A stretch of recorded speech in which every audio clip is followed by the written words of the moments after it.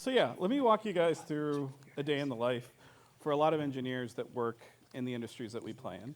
And so here's an example of basically the flow of us moving code to the F-35 when we were deploying some AI algorithms. And I ran into this basic flow when we were at Microsoft, when we were at different places throughout my career. And in all these cases, there was this huge cost for essentially handing off information from one type of engineer to another. And it all starts sort of at a high level with these feature development teams. Basically, guys developing algorithms, usually small teams, coming up with a feature, validating it, and wanting to bring it down to hardware. That usually gets handed off to a real-time team that understands how to work with a certain hardware target and all the different nuances. Sometimes even that hardware has some new features that they need to incorporate in the hardware team they're associated with.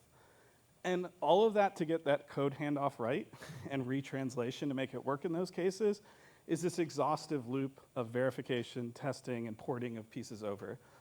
And you might be saying, oh, well, we live now in the future. We've got LLMs. Why can't we just vibe code this? Well, besides being terrifying to have vibe coded a brake system in your car or a missile system on an F-35, there's a couple sort of just practical reasons. In the first case, a lot of the time when you're using these coding tools, you are the expert. You are validating it. And that might be really light expertise. That might be you just make sure the website looks right, and that's good enough. But in these cases, you need really, really deep sort of proofs and guarantees that things behave the way you expect them to. The other is natural language is very open-ended, and so there's a lot of ambiguity. So a lot of the times, we look at code as a great starting point. And finally, stochastic inputs, while that's what makes this whole thing work and great, you have to get the same thing each time. Where they need to ship code that's correct the first time. They don't want to be shipping bug updates to the system driving you around. And so these are sort of the places that we're playing right now. We're in defense with L3Harris, RTX. We're working in automotive, working in industrial automation. And our approach is essentially, let's start with a known good. We're starting with these systems that we can then port and optimize for different hardware targets. And that's a little different way of posing the problem than, let's say, trying to help you finish a task faster. We're not a low-code or no-code. We're a high-code solution. Like, we want to take in complex information about where you're trying to go. But what we've done is we've automated, essentially, deploying and optimizing and target these platforms. So really, you could just look at it right now is this complex system that we've built that's essentially inspired by compilers. It's not necessarily just an agentic flow. We're taking a lot of inspiration for the way your code right now gets into C++, but building in agentic tools and verification tools to validate when we move to a higher level language or lower level language, it's done the right way, and when we optimize, we're getting feedback from all the tools that we have.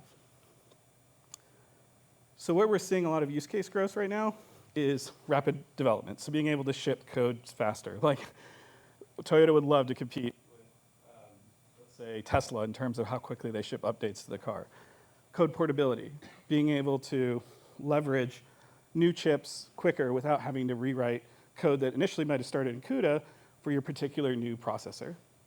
And code modernization is a really fast-growing area for us, basically updating these legacy systems in a way that we can guarantee it was done correctly. So just a quick use case, we helped L3Harris bring MATLAB code down to VHDL that first went into C++, and basically cut away 6 to 12 months of development time for them. And in terms of example code pipelines, these are flavor of the places that we're playing right now. And so running out of time, but the quick story is we've been seeing a lot of willingness to pay and pay big once we get these big automations because of the value proposition and the time they're saving.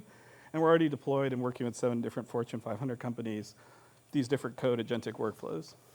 And so if you want to work here, right now we just opened an office in San Francisco. We've got headquarters in Boston and DC. We raised our Series A prior with Excel, who's been an awesome partner growing the team. And if you're interested in solving real-world problems and bringing these to go to market in the areas you care about that overlap with us, or you're one of these engineers that love formal methods, we want to talk to you. Great team, a lot of expertise. It's the reason to come work here. Love to talk to you guys.